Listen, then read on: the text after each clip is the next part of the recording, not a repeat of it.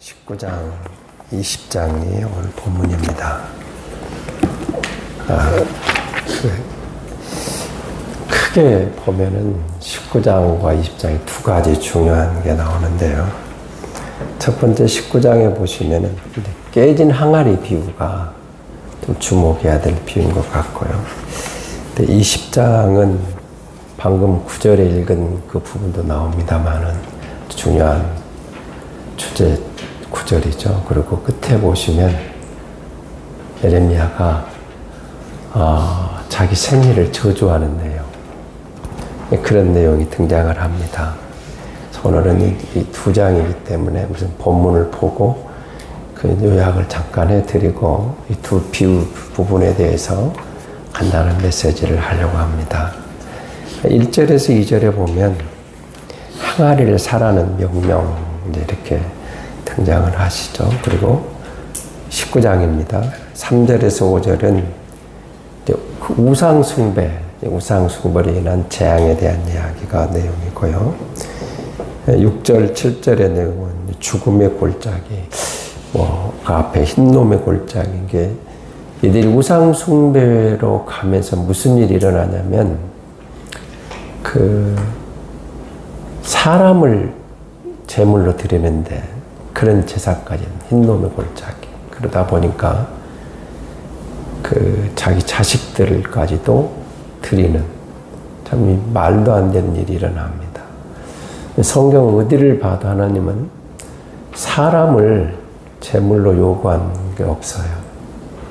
근데 그리스도가 오셔서 우리 희생양이 되어 주셨지만, 근데 당시 이방 종교에서는 인신 제사라는 게 있었습니다. 이런 것까지 들어왔으니까 얼마나 이들이 타락해 가고 있었는가를 보셔야 됩니다.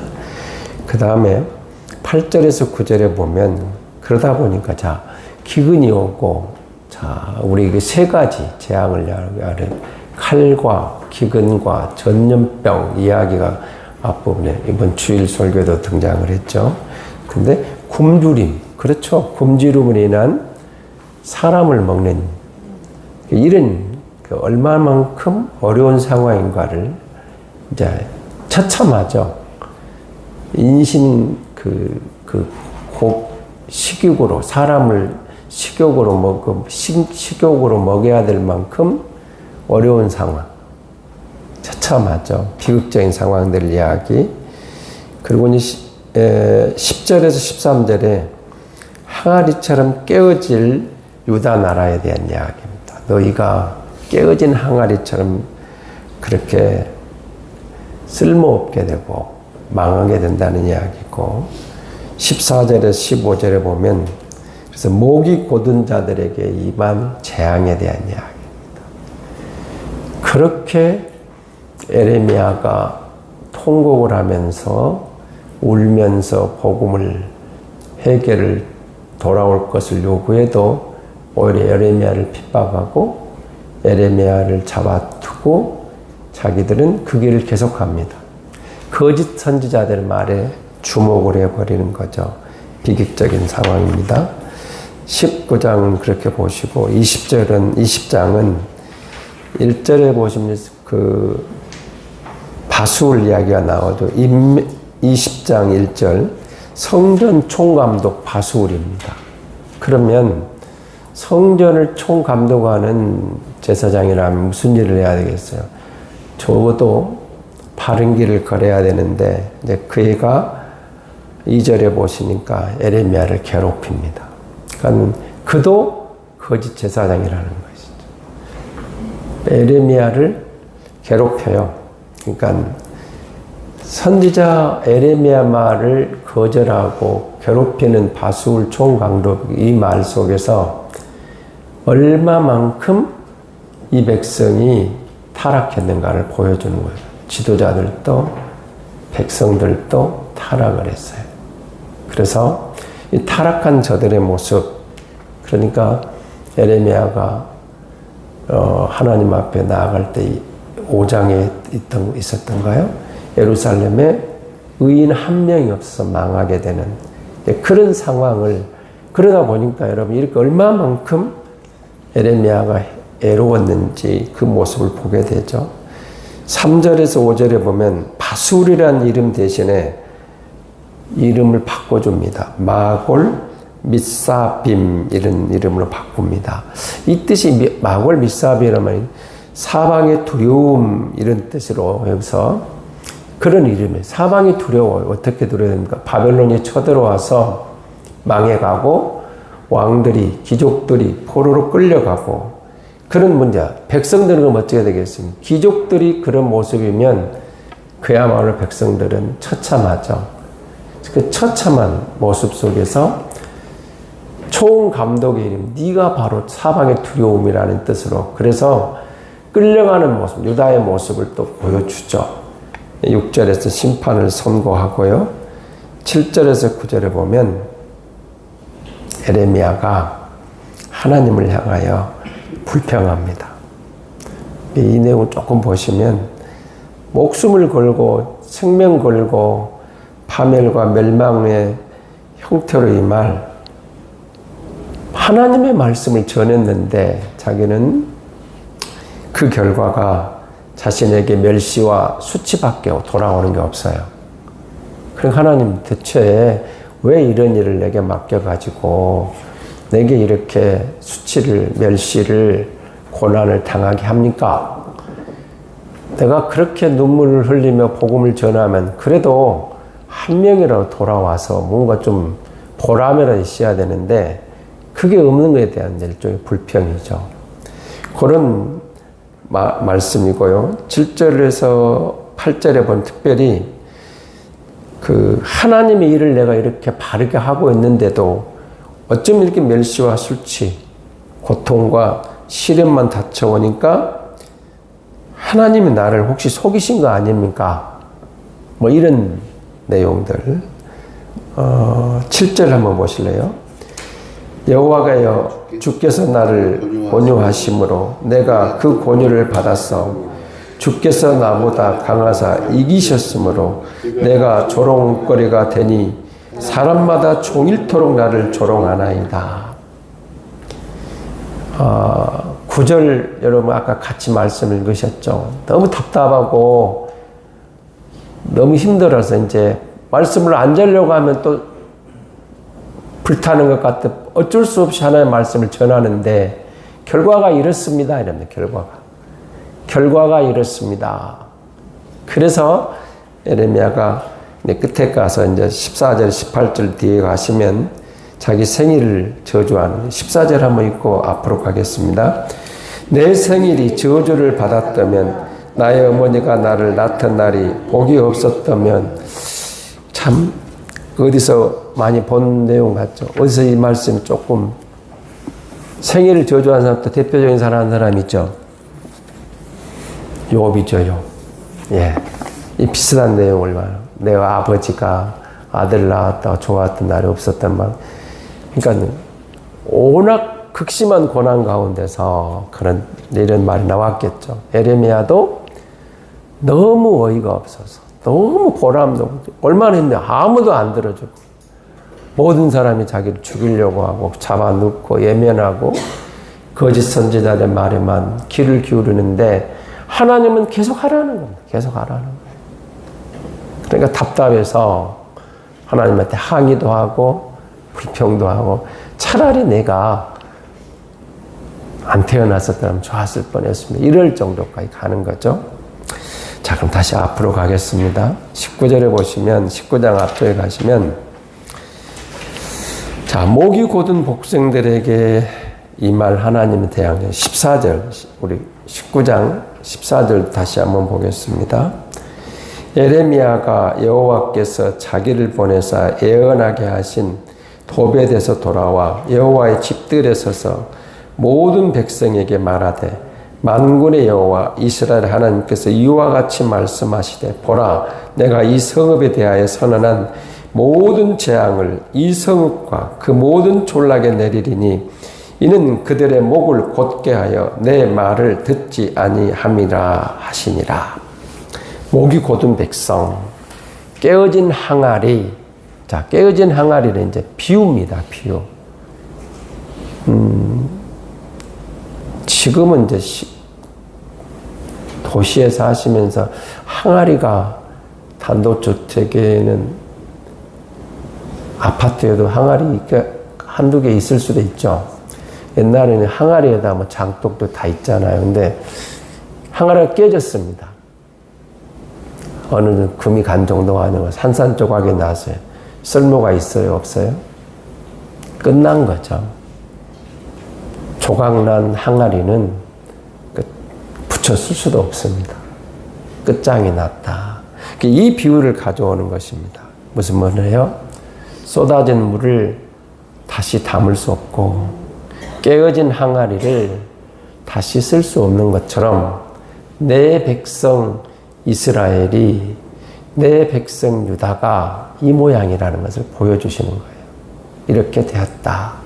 그래서 그렇게 에레미야의 애치는 하나님의 말씀에 대해서도 예면하고 심판받을 수밖에 없는, 그래서 하나님이 때로는 에레미야한테 저들이 다시 기도하지 말아야 할 말까지 나왔잖아요. 그러니까 이런 상황, 유다 백성이 돌이킬 수 없는 패약, 돌이킬 수 없는 패역에 이르렀다는 것을 이런 깨어진 항아리를 통해서, 쏟아진 물을 통해서 지금 보여주고 계시는 거예요. 이렇게 되어버린 이스라엘의 현재의 모습, 결국은 바벨론에 의해서 내가 저들을 심판할 수밖에 없는, 재앙이 임할 수밖에 없는 그 말씀을 하고 있는 것입니다.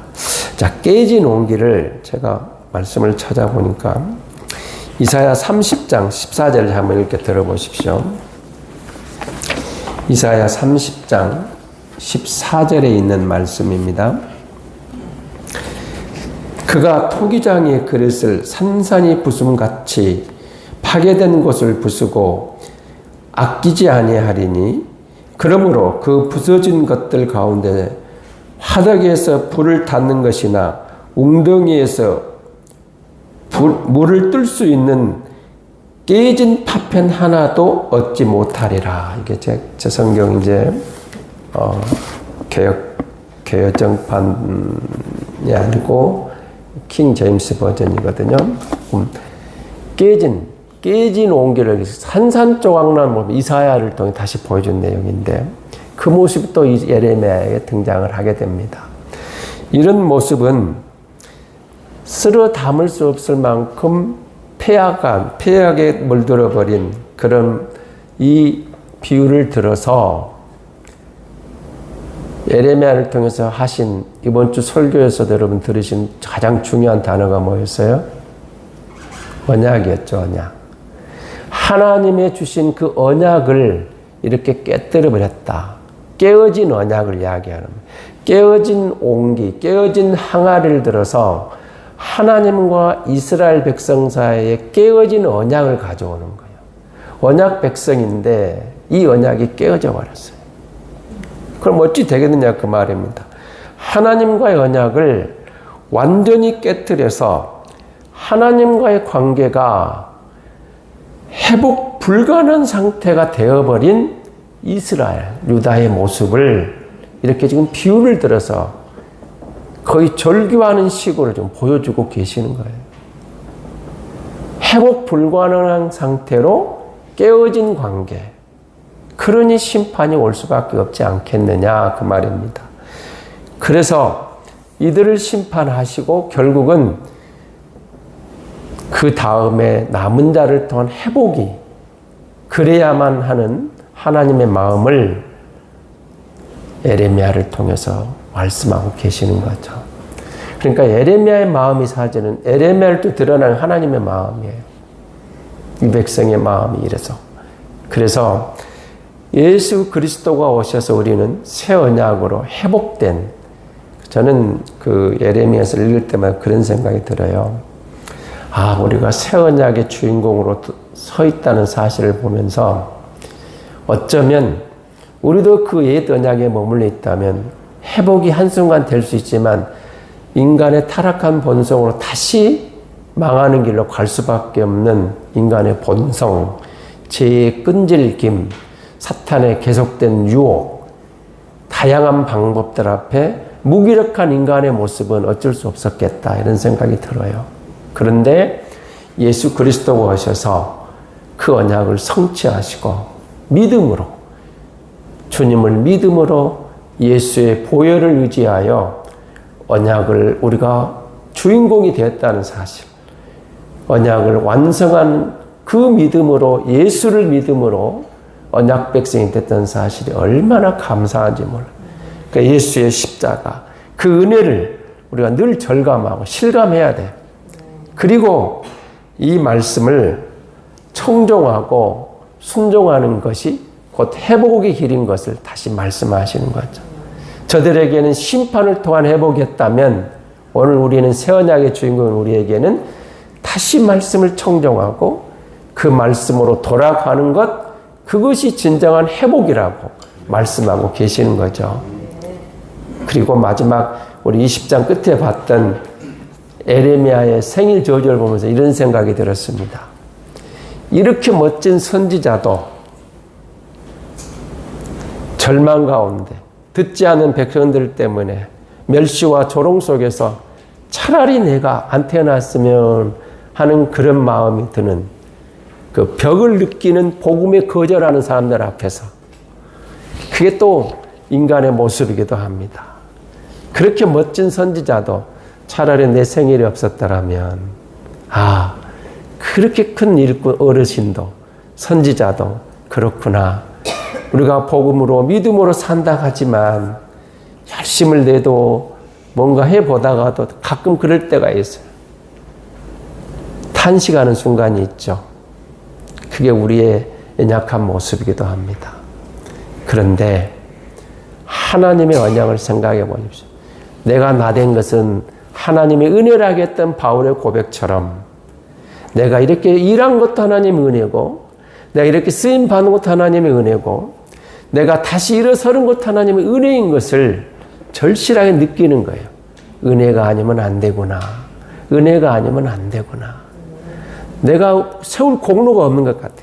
아무리 뭐 큰 거 한 것 같고 뭐 한 것 같아도 하나님께서 끝까지 붙잡아 주지 않으면, 은혜 아니면, 그 찬송가 멋있죠. 은혜 아니면 안 됩니다. 우리가 그렇습니다. 새 언약의 주인공이 되었고, 절망적인 언약 백성의 절망적인 상황을 보고 이제 우리는 그리스도의 새 백성, 새 언약의 주인공이 되는 사실, 그 은혜 안에 살아가는 백성인 것을 생각해 보면서 이 시대를 살아갈 때도 그 새 언약의 주인공답게 예수님 의지하여 은혜를 사모하고, 여러분에게 또 나에게 다가오는 순간순간 탄식과 우리 어떤 갈등 속에서도 다시 말씀을 붙잡고 다시 은혜를 의지할 때 회복된 언약 백성으로 승리하는 그 길이 열렸다는 사실 얼마나 감사합니까? 이 말씀 붙잡고 언약 안에서 사람 때문에 실망하지 마시고, 환경 때문에 좌절하지 마시고, 언약 안에서 주님을 의지할 때 우리는 여전히 복된 하나님의 언약의 백성인 줄로 믿습니다. 하나님 감사합니다. 사랑합니다. 구약 성경의 선지자들의 절망적인 모습, 그들의 날카로운 복음이 전해져도 외면하는 타락한 백성들의 모습을 보면서 하나님, 우리가 새 언약의 주인공이 됐다는 사실이 얼마나 감사한지 모릅니다. 예수 그리스도 다 이루시고 믿음으로 구원받고 믿음으로 언약 안에서 그 영광을 누리게 하시니 감사합니다. 여전히 때로는 우리는 나그네 인생길을 걸으며 순간순간 탄식하는 것도 있고, 때로는 좌절하고 때로는 실망하고 때로는 넘어지는 연약한 모습도 있지만, 그래도 그 언약을 의지하여 주께로 향할 수 있는, 포기하지 않으신 하나님의 사랑 안에 있는 하나님의 백성인 것을 진심으로 감사합니다. 오늘도 주 앞에 나와왔습니다. 매서운 추위 속에서도 주님 앞에 나온 이유가 있습니다. 여전히 우리 앞에 있는 많은 문제들이 힘들고 어려워서 주의 은혜가 아니면 안 되기에 기도하러 왔사오니 우리의 기도를 들으시고 응답하시고 영광을 받아 주옵소서. 어떤 상황 속에서도 하나님 언약 안에 있을 때 우리는 승리하는 하나님의 백성인 것을 감사합니다. 말씀으로 돌아갈 때, 기도함으로 은혜를 구할 때 다시 회복하시고 하나님께서 큰 은혜 주심으로 승리하는 하나님의 자녀의 권세를 누리게 도와주옵소서. 병든 자를 위하여, 어려운 사업을 위하여, 자녀들을 위하여, 나 자신의 아픔을 위하여, 관계를 위하여, 그리고 이런저런 많은 내가 헤쳐나가야 될 내 문제를 위하여 내 십자가를 지고 주님을 향하여 부르짖을 때 주여 응답해 주시고, 우리가 약하오니 예면하지 마시고 속히 응답하셔서 바른 길을, 선한 길을 하나님 열어 주시옵소서. 긍휼히 여겨 주옵소서. 주님을 찬양합니다. 하나님, 특별히 미랄둘의 교회를 기억해 주시고 미랄둘의 학교를 기억해 주시고 하나님이 세우신 뜻이 있사오니 주 오실 그날까지 그 언약 안에서 하나님의 기쁨이 되고 하나님 주의 영광을 드러내는 성도의 즐거움이 되게 도와주옵소서. 주님을 찬양합니다. 감사합니다. 구주 예수 그리스도의 이름으로 기도하옵나이다. 아멘.